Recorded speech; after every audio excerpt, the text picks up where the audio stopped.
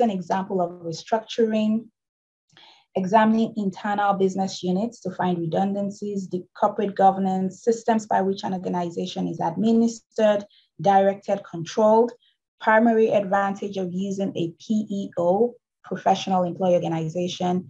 Human resource functions can be outsourced and performed more capably.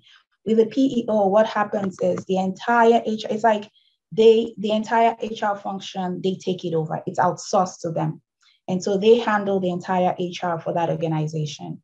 So it's like being outsourced to them and they're able to handle it, and the organization then focuses on its core functions. The BLS, and you guys could Google this after class, they have so much data on the US economy and labor and consumer price index and all of that. You can find so much information about people, employees, how they left, the places they left to, a lot of information you can get on the BLS website. Most useful measure for making managerial decisions, leading indicators, because they predict future performance. There's something called leading and lagging indicators. So leading indicators will help you to know what will happen in the future. Because of that information, you can tell what will happen in future performance or future situations. But lagging indicators, they are only going to analyze the past, what has already happened in the past. And maybe next class, I'll have like a picture that kind of explains it better. But with leading indicators, you're able to say, this is what will happen in the future. It's kind of like saying, if Ola eats a lot of cake, she's going to add maybe 10 pounds. That's a leading indicator. Then a lagging indicator will be, Ola has added 10 pounds. Now, what's going to happen? Like maybe is she going to have to change her wardrobe or things like that? That's based on what has already happened.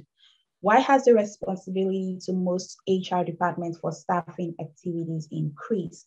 Because of laws prohibiting discrimination. So when it comes to these laws, you see there are quite a variety, there are a lot. We're going to talk about them next class, but they do matter.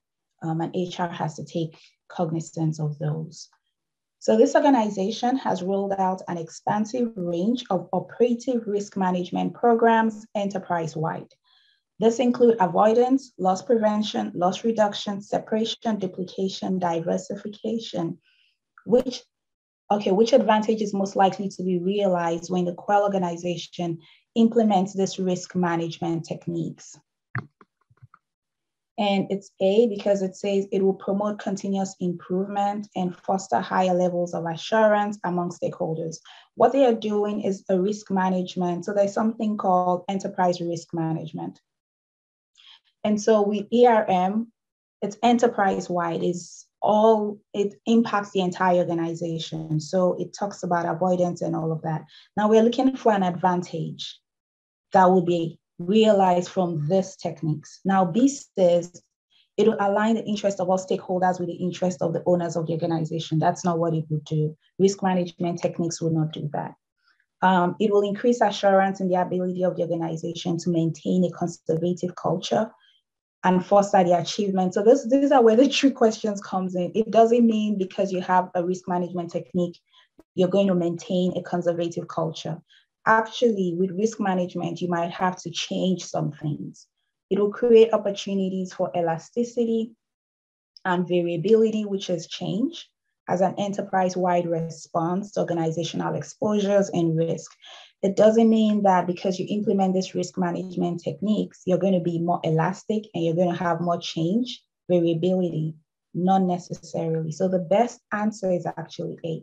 It will promote continuous improvement as you begin to implement those techniques, and it would also allow the stakeholders to have a greater level of assurance in that organization. So try not to be moved too much by all this. I think this is just, okay, so this is another one. Real quick, but I was saying try not to be moved by questions, because when I was creating these questions, I was like, I just want to throw people off, to be honest. I want people to see strategic goals and objectives and say, oh, strategy. And I want people to see organizational exposure and risk and think because of that, that could be the right answer. So this is exactly how HRCI create their questions, and I try to like emulate that. So don't be, and some people, I've heard people say, oh, the longest answer is the right answer. It's not true. And that's also what I do. I make sure the longest answer for me most times is not. It could be, but that doesn't necessarily mean you should not read all the options.